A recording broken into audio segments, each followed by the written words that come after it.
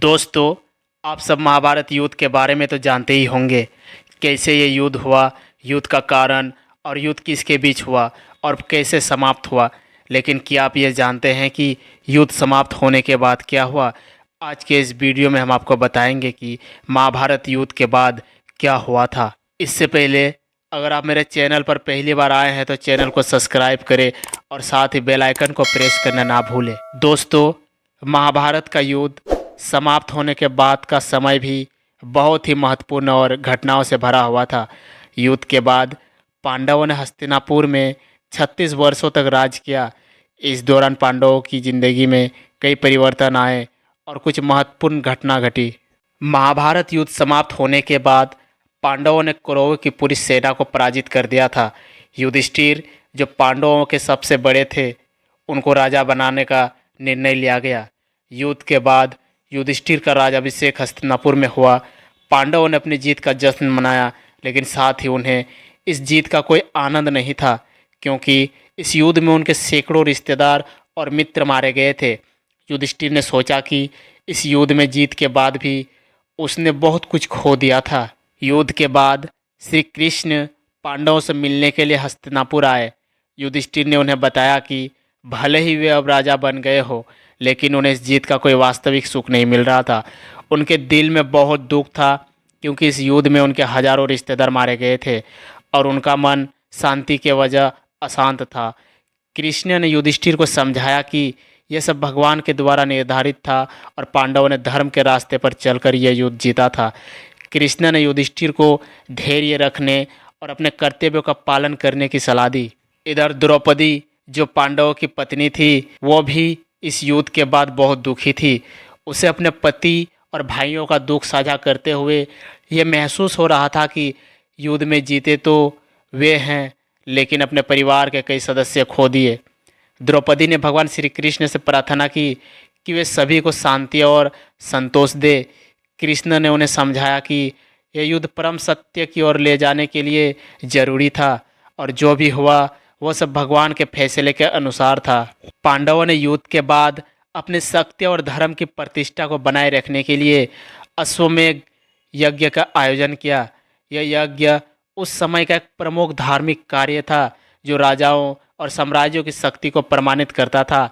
इस यज्ञ को करने से पांडवों का राज्य और भी शक्तिशाली हो गया और उनकी स्थिति को और मजबूत किया गया।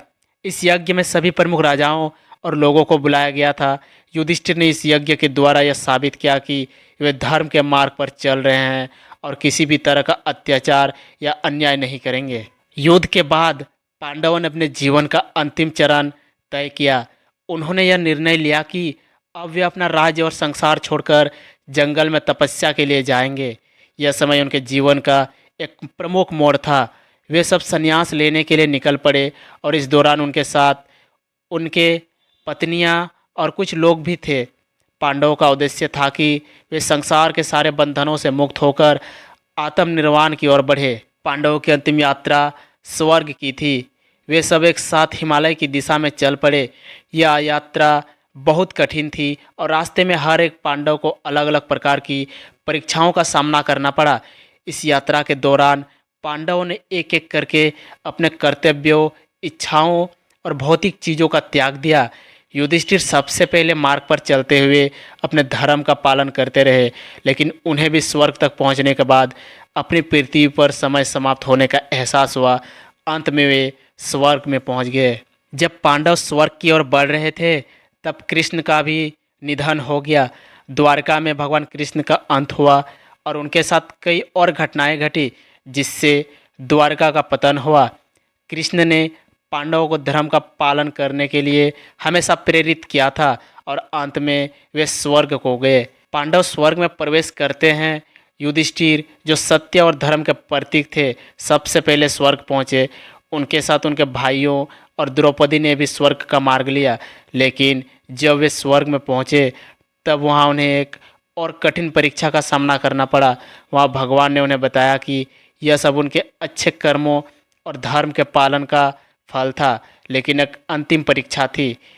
इस प्रकार महाभारत का युद्ध समाप्त होने के बाद पांडवों की यात्रा अनंत स्वर्ग तक पहुंची।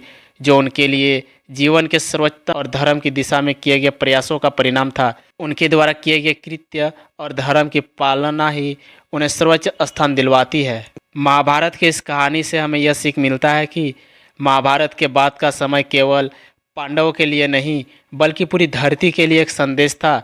यह बताता है कि सत्य और धर्म का पालन करना, कर्तव्यों का निर्वाह करना और अपने जीवन को ऊंचे आदर्शों के साथ जीना ही असली सफलता है।